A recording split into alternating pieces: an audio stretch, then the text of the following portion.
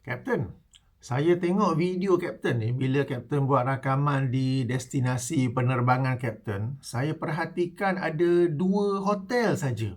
Kapten ni terbang 2 destinasi saja ke? Bukankah Malaysia Airlines ni ada banyak destinasi? Haha, tuan-tuan dan puan, Assalamualaikum warahmatullahi wabarakatuh. Malam ini saya nak sembang-sembang sikit. Setepatnya saya sekarang ni di London. Jadi London sekarang ni pukul 2.30 petang.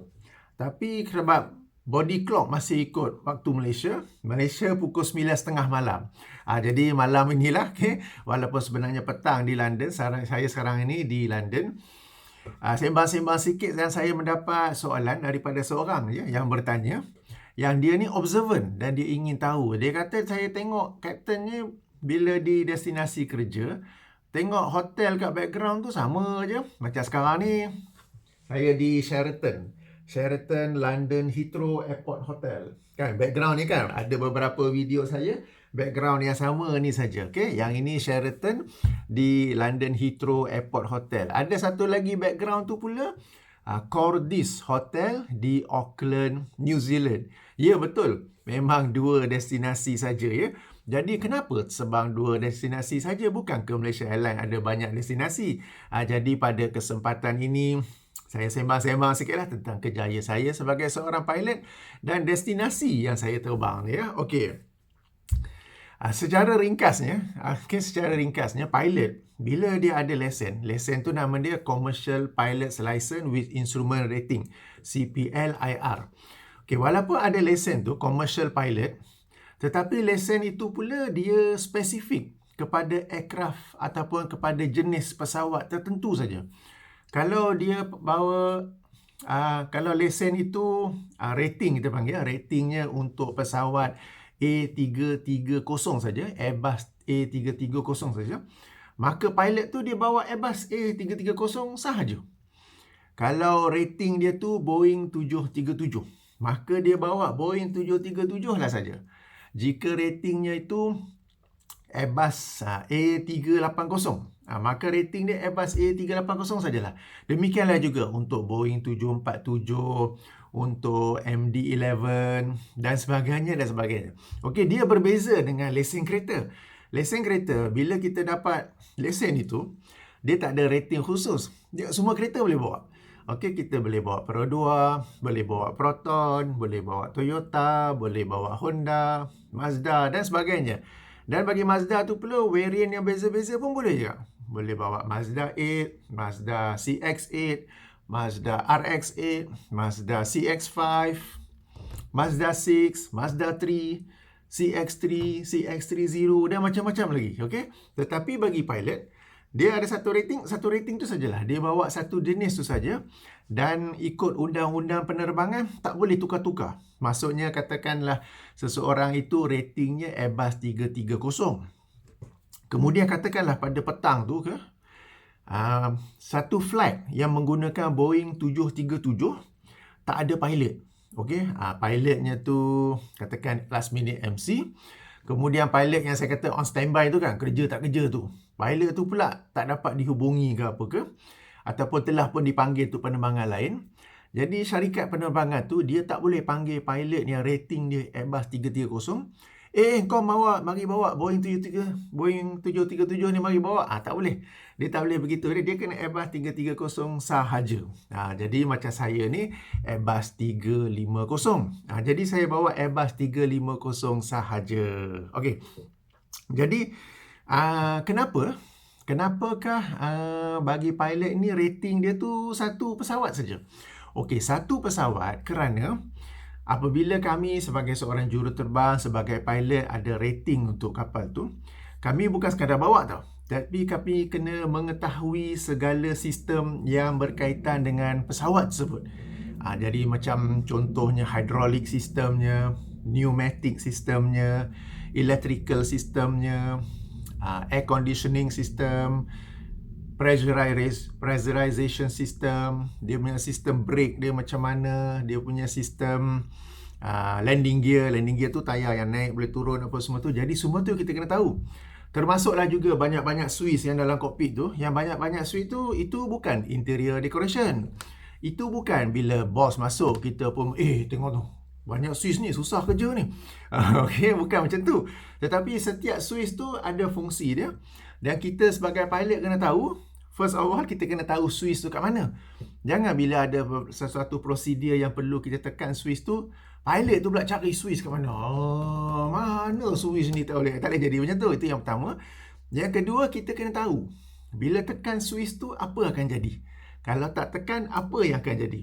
Okey, jadi sebab tu bagi setiap pilot tu dia satu rating saja. Sebab dia kena tahu sistem tu semua. Sebagai contoh, electrical system lah. Okey, untuk pesawat Airbus 330, dia ada 4 generator. Okey, enjin sebelah kiri satu generator, enjin sebelah kanan satu generator. Ini kita sebut sebagai main AC generator. Okey, generator elektrik tu lah. Kemudian ada generator ketiga yang disebut sebagai auxiliary power unit. Kau bahasa Melayu sebut apa? Kuasa tambahan lah kot. Okey, auxiliary power unit. Dan yang ada keempat, emergency generator. Okey, jadi yang pada operasi biasa, 2 main generator ni yang berfungsi. Bagi enjin generator pertama dari enjin yang sebelah kiri, generator kedua daripada enjin sebelah kanan. Okey. Katakanlah dalam penerbangan, generator nombor 1 kaput. Okey, inoperatif. Alright. So kita pun akan start auxiliary power unit untuk menggunakan generator tu sebagai untuk support.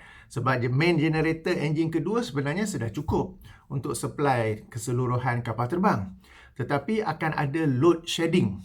Load shedding ni akan ada sebahagian peralatan yang tidak dibekalkan bekalan elektrik demi menjaga supaya bekalan elektrik daripada satu generator tu dia akan supply kepada komponen-komponen yang penting saja. Okey, sesiapa yang dalam bidang electrical ni dia tahulah load shedding tu apa. Okey, tapi bila ada auxiliary power unit yang supply pula, jadi load shedding tak perlu. Jadi semua sistem dalam kapal terbang tu, in-flight entertainment, video screen, yang nak dengar muzik apa, semuanya berfungsi secara normal. Itu sebagai contoh. Okey, katakanlah dua-dua main generator kaput. Ini very rare cases lah ni. Ini pergi flight tak mandi ni. Okey, dua-dua main generator kaput. Okey, jadi auxiliary power unit tu cukup untuk supply seluruh kapal terbang, tetapi load sheddingnya lebih besar, lagi banyak lagi. Sebab auxiliary power unit tu, generator dia punya maximum loading kurang sikit daripada main generator. Jadi dalam load shedding ni, priority dia ialah kepada kokpit, kepada peralatan, equipment yang diperlukan untuk penerbangan. Okey, yang dipanggil passenger services, in-flight entertainment, yang movie, yang music, yang itu dikurangkan. Jadi begitu. Katakanlah sekarang ni, serious case. Main generator nombor 1 kaput. Main generator nombor 2 kaput. Auxiliary power unit kaput. Kita ada emergency generator. Dan emergency generator ni pula dia ada 2 cara untuk keep it running, untuk pusingkannya. Cara pertama ialah menggunakan hydraulic. Okey, hydraulic ni untuk Airbus 330 tekanannya 3000 PSI. So 3000 PSI tu dia akan lalu satu sistem rotor dan rotor tu akan pusingkan generator. Akan ada, jadi emergency generator tu dapat menghasilkan elektrik, tapi cukup-cukup untuk yang di kokpit je lah supaya penerbangan tu dapat diteruskan dengan selamat. Katakanlah pula green hydraulic pun kaput. Teruk pelut. Teruk betul ya. Okey, emergency generator ni ada satu lagi cara di mana dia boleh keluar daripada bawah kapal terbang tu, bawah fuselage kita sebut. Kemudian dia ada kipas angin kecil. Sebab kapal terbang ni dia bergerak laju. Jadi bila ada kipas angin kecil tu, angin akan menolak dan memusingkan kipas angin tu. Kita panggil ram air turbine. Okey, jadi ram air turbine ni boleh juga memusingkan emergency generator dan masih dapat menghasilkan kuasa elektrik. Tapi kuasanya lebih kurang lah, lebih rendah lagi. Okey, yang ini kita panggil berbagai tahap, berbagai level ya. Jadi mula-mula is 2 main generator. Kemudian 1 main generator with 1 auxiliary power generator. Kemudian 1 main generator, no auxiliary power unit. Dia ada redundancy-nya lah, dia ada level-levelnya. Kemudian 2 main generator fail, ada auxiliary power unit sahaja. Kemudian auxiliary power unit fail. Kita ada emergency generator driven by green hydraulics. Kemudian, teruk betul. Green hydraulic pun kaput. Okey, jadi emergency generator run by ram air turbine. Okey, yang ni redundancy-nya dah makin kurang, makin rendah. Ini saya tengah fikir nak explain dalam bahasa yang mudah ni. Okey, jadi bila makin rendah, kuasa bekalan elektrik yang dapat disupply oleh generator ni pun makin rendah. Priority ialah kepada kokpit. Priority ialah kepada peralatan penerbangan itu sendiri. Okey. Jadi ini satu contoh tentang sistem elektrik. Jadi kita kena tahu tentang generator, kita kena tahu gearbox dia yang menghubungi generator kepada enjin, kita kena tahu load shedding dia, kena tahu dia punya essential bus bar, emergency bus bar, transformer rectifier yang tukar AC kepada DC dan sebagainya. Okey. Yang ni sebagai contohlah. Jadi pilot ni bila dia ada rating dalam satu kapal terbang, dia kena tahu benda-benda ni. Yang ni tadi Airbus 330 lah. Dan saya cerita pun berdasarkan memory. Okey, sebab kita kena tahu. Okey. Okey, berbeza pula kapal lain. Kapal lain katakan Airbus 350. Okey, Airbus 350 yang saya bawa, generator dia banyak lagi. Setiap enjin ada 2 main generator. Enjin sebelah kiri 2 main generator, enjin sebelah kanan 2 main generator. Ada auxiliary power unit dan juga ada emergency generator. Jadi total berapa? Ada 6. Tu dia kira pun tak pandai. Ada 6 generator. Jadi dia punya redundancy-nya tu lagi banyak. Jadi kalau satu generator fail, movie masih boleh tengok lagi lah. Jadi passenger masih boleh tengok lagi. Dan kita kena tahu juga dia punya level of redundancy. Yang ini fail apa jadi, yang ini fail apa jadi, how to reconfigure the electrical configuration. Ini sembang tentang elektrik saja. Belum lagi masuk hydraulic, pneumatic, air conditioning, landing gear, braking system, hydraulic mana yang supply brake mana, dan sebagainya. Jadi sebab itulah bagi pilot, dia pegang satu rating saja. Okay? Kerana sistemnya tu berbeza dan pilot ni dia kena tahu sistem-sistem tersebut dan juga dia kena tahulah switch yang kat atas tu. Jangan pilot mari macam dulu-dululah, zaman-zaman dulu bila boleh cockpit visit kan sebelum peristiwa 9/11. Adalah passenger yang suka masuk. Dia pun tanya ni, kita pun cerita kan. Ada tak? Tak tahulah kalau kalangan tuan-tuan apa ada yang pernah masuk cockpit dulu-dulu masa dalam flight kan. Excuse me, what is this switch for? Pilot tu pun macam macam tu kan. Tak ada kan. Okey. Kemudiannya perbezaan antara kapal terbang ni bukan sekadar sistemnya saja tetapi cara handling, cara mengendalikan je. Sebab macam kereta, walaupun namanya kereta tapi cara handling berbeza kan. Macam tadi saya bagi contoh Mazda kan. Mazda 8 MPV, Mazda CX-8 SUV, Mazda RX-8 pernah dengar tak? Itu kereta sport dia. Okey. Jadi MPV suspension dia lembut. Okey. CX-8 dia tinggi sebab dia SUV. C of G tinggi lagi. Jadi cara handling lain. RX-8 pula kereta lumba ataupun sports car. Sports car bagi Mazda dia sangat rendah. CG dia rendah. Yang ni kita nak corner baring boleh, nak cilok-cilok boleh. Okey. Cuma RX-8 dia pakai rotary engine. Sangat berbeza daripada engine yang menggunakan piston sekarang ni ya. Okey. Jadi walaupun kenderaan tapi cara handlingnya berbeza. Cara pengendaliannya bila kita turn. Jadi samalah juga bagi kapal terbang. Walaupun katakan sama. Kita tengok Airbus 350, Airbus 330 macam sama je. Tapi tidak ya. Cara handlingnya tu berbeza. Okey, handling bila kita nak take off, bila kita landing, dalam suasana angin kencang, dalam suasana angin lintang. Angin lintang tu crosswind. Kita nak mendarat macam ni. Angin dari sini. Jadi kita kena betulkan macam ni. Kapal tu sengit macam ni tapi terbang macam tu. Okey. Jadi pilot tu dia kena tahu, dia kena kenal kapal terbang tu. Tak kenal tak cinta. Okey, dia kena kenal kapal terbang tu supaya dia pun dapat mengawal dengan betul untuk mendarat di landasan tu. Sebab landasan tu dia kurus panjang ni kan. Jadi kita kena aim tu walaupun ada sistem bantuan apa semua. Maka kita tetap kena tahu mengendalikan pesawat tersebut. Orang-orang yang kurang bijak dalam bidang aviation, mereka akan selalu komen, autopilot kan ada. Kan boleh buat auto land. Okey? Jangan menonjolkan kebodohan anda, jangan membuat kenyataan seperti itu. Sebab kalau betul lah ada auto land, autopilot sentiasa, tak payahlah pilot dalam kokpit kan. Okey, meskipun ada kapal terbang sekarang ni yang tak ada pilot, macam drone yang digunakan oleh US Army, US Air Force untuk menyerang negara-negara umat Islam pun semua tu, tetapi masih ada pilot yang mengawalnya, cuma dia jauh. Okey, dia orang di US, drone-nya tu di Afghanistan, di Iraq apa semua tu kan. Baik, jadi autopilot ni memang ada.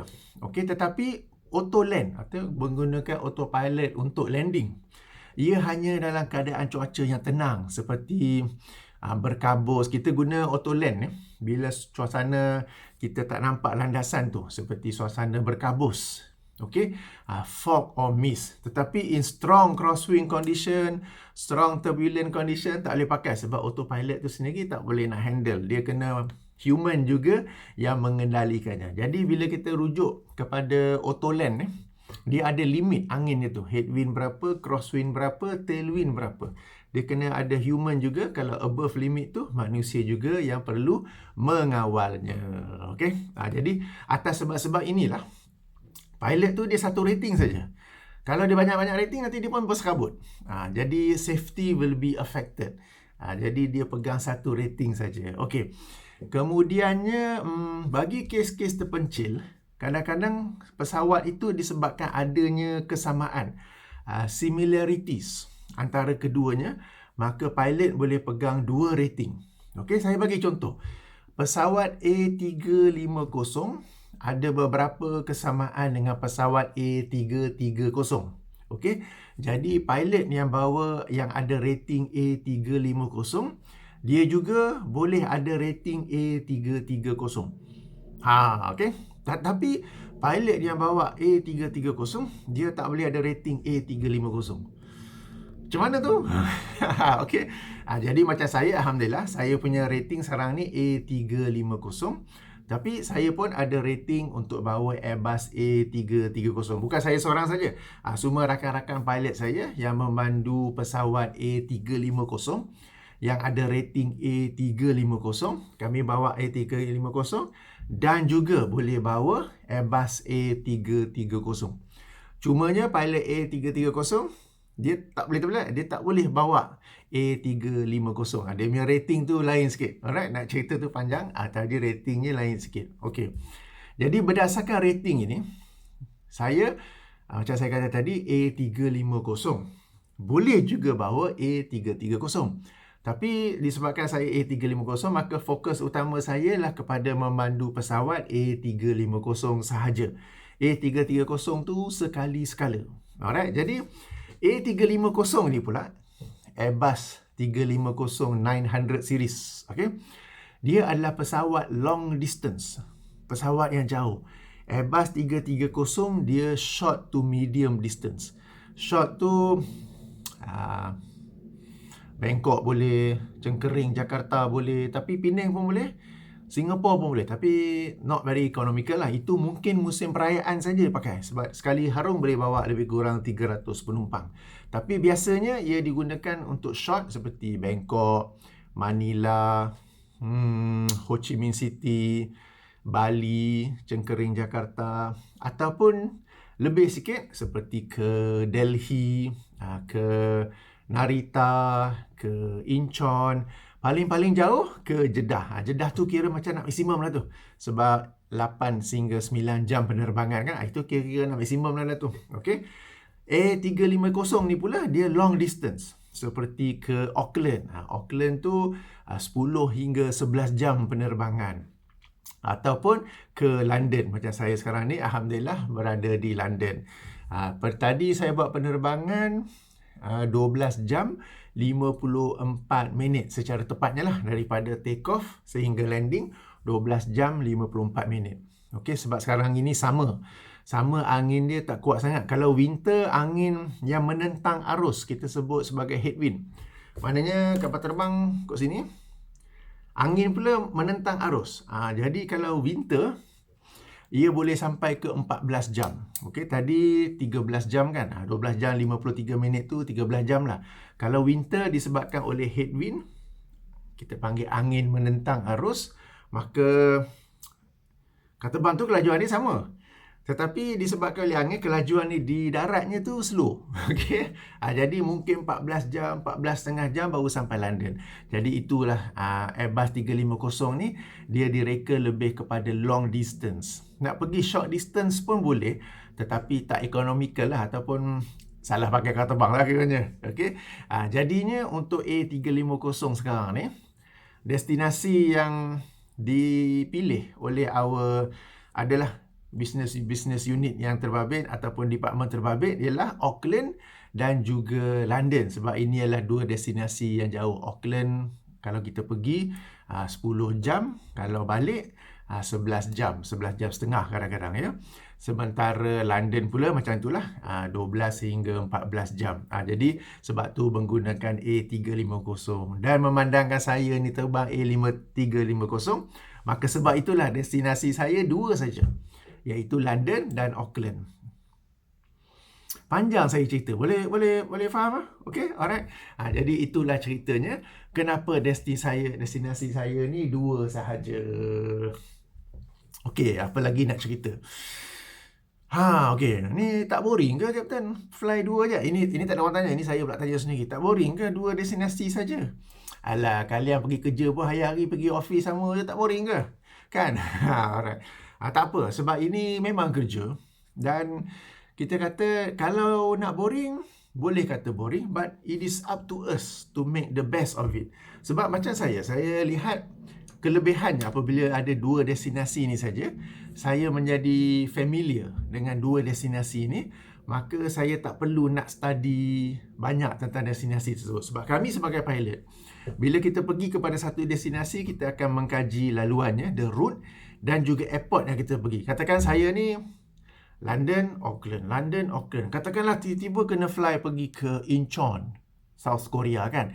Saya dah lama tak pergi Incheon ni. Jadi saya kena kaji tentang routingnya tu. Saya kena kaji tentang airportnya tu. Saya kena kaji tentang bagaimana ATC di sana, ATC procedures, airport procedures kan. Kemudian katakanlah kena pergi ke Perth, Australia pula. Alamak. Perth tu dah banyak tahun tak pergi tu. Okey. Jadi dah jadi unfamiliar. Jadi saya kena study lebih. Okey. Ada flight preparation dah kiranya, okay? Sebab pilot ni nampak je gitu-gitu, tapi kenalah ada preparationnya kan. Ada routing, and then there's any special procedures when operating into certain airports. Dia ada certain procedurenya tu yang kita kena tahulah. Tapi bila dah London, Auckland, saya pun dah familiar, jadi tak payah study sangat. Jadi masa yang ada tu saya manfaatkan untuk buat sesuatu yang lain, seperti mengkaji, membuat research. Macam flight London ni, alhamdulillah semalam bila dari rumah memandu ke KLIA, sambil memandu saya dengar kuliah. Saya download siap-siap dalam YouTube. Saya menggunakan YouTube Premium, di mana kita boleh download, kita boleh tonton, meskipun skrin tu ditutup. Okey, memang kena bayar lah. Setiap bulan RM19 kot. Okey, jadi saya guna YouTube Premium. Saya dah download siap-siap video-video kuliah daripada ustaz-ustaz sunnah, ustaz-ustaz pencinta sunnah. Jadi sambil sedang drive tu, sempat dengar satu kuliah. Okey, saya adjust speed kepada 1.5 playback speed kan. Okey, dalam flight pula saya baca buku. Buku ni, okey. Kashful Syubhat oleh Syekh Muhammad bin Abdul Wahab dengan syarahnya oleh Syekh Shu'aib Sirajuddin. Okey, alhamdulillah sudah habis tadi. Okey, dalam flight masa cruise tu, sambil cruise tu boleh baca buku tak? Satu mata baca buku, satu mata tengok tu. Tak adalah juga. Mana kita baca, kita tengok. Kita baca, kita panggil scan. Kita scan the instrument, scan apa, kita tahulah apa yang nak tengok. Jadi baca novel tak recommend sangat, sebab baca novel, saya memang tak baca novel lah. Dulu-dulu zaman sekolah baca novel. Sebab baca novel tu kita begitu khusyuk duk baca tu. Dan kita biar deep into the story. Sampai lupa nak monitor pula. Kalau baca buku ilmiah ni, kita baca sekejap. Kita baca 2-3 perenggan, kita stop, kemudian kita proses, kita hafal hujahnya, hafal dalilnya. Sambil tu kita monitor. Kemudian ada juga co-pilot yang monitor juga kan. Alright. Jadi safety not affected. Tuan-tuan dan puan-puan, baca buku abangan jangan baca macam novel tau. Jangan baca asalkan habis. Buku ni pun saya baca tak tebal. 2-3 minggu kot baru habis. Kejap. Saya mula... Sebab saya bila tulis, saya baca buku, saya tulis tarikh selalunya. Saya mula 14 Julai. Hari ni 31. 2 minggu lah betul. Okay, saya bila baca buku, setiap bab tu saya tulis. Bila habis satu bab, saya tulis tarikh dan di mana saya habis bab tu. Di destinasi mana dan juga di rumah mana. Okay, rumah mana tu, siapa faham, tak faham, tak apa ya. Jadi dalam flight saya baca buku. Sudah landing di London Heathrow pun. Daripada London Heathrow nak ke airport, nak masuk bilik ni, pakai lagi earbuds. Ni. Sony earbuds. Pakai earbuds. Sambil tu dengar kuliah lagi pula. Jadi setiap masa yang ada saya manfaatkan sama ada membaca ataupun mendengar kuliah. Okey. Jadi saya guna Sony. Sony dia ada noise cancelling sekali lah. Jadi begitu. Dari satu sudut macam boring lah, destinasi sama saja. Tapi saya manfaatkan destinasi yang sama ni, saya tak payah prepare for that destination since I am familiar with it. So the time that I have is I use it to listen to ceramah, membaca buku, okay? Dan sekarang ni pun sedang buat research untuk video seterusnya. Belum lagi lah. Kena buat kajian dulu, bukan main cakap je. Okay, kena buat kajian dulu. Jadi itulah. Okay, kalau nak kata pelbagai destinasi dulu, zaman saya co-pilot, zaman muda-muda dulu, rambut belah tepi, okay. Jambang pun hitam, okay. Zaman tu banyak destinasi dah pergi dah. Kalau di sini ni bukan sekadar London, kita ada Amsterdam, kita ada Frankfurt, kita ada Munich, kita ada Vienna, kita ada Rome, kita ada Paris. Bandar yang ada air tak apa, Venice lah. Okay.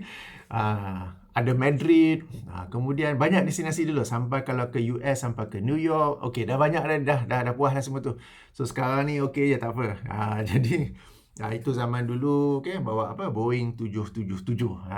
Okey. Jadi itulah sedikit sebanyak ya tentang kejaya pilot ini. Kenapa dua destinasi ni saja? Sebab memang saya fly dua destinasi ni saja. Dan itulah tentang kapal terbang ni. Dia satu pilot tu, satu rating saja.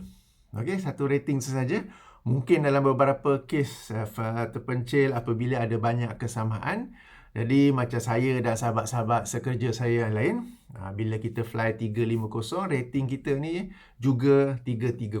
Tapi lazimnya kita fly Airbus 350 sekali-sekala. Baru terbang Airbus 330. Dah 6,5 jam dah. Okey, baik. Itulah sedikit sebanyak perkongsian.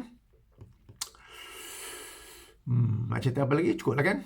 Banyak-banyak sangat tertidur pula. Okey. Subhanakallahumma wa bihamdika asyhadu an la ilaha illa anta astaghfiruka wa atubu ilaika.